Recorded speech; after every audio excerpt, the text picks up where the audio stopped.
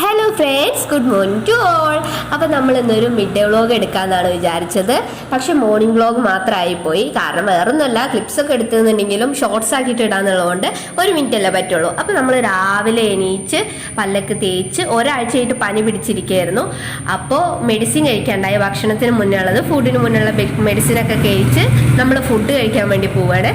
നീച്ചപ്പോൾ തന്നെ 9 മണി കഴിഞ്ഞതുകൊണ്ട് തന്നെ 9:30 ഫുഡ് കഴിക്കാൻ വേണ്ടി പോയപ്പോൾ പിന്നെ നികിയും ഭാവിയും മനും ഞാനും അതും കൂടിയിട്ട് പോയി ഫുഡ് കഴിക്കാൻ വേണ്ടി പോയി. അപ്പോൾ നമ്മളങ്ങനെ പോവുകയാണ്.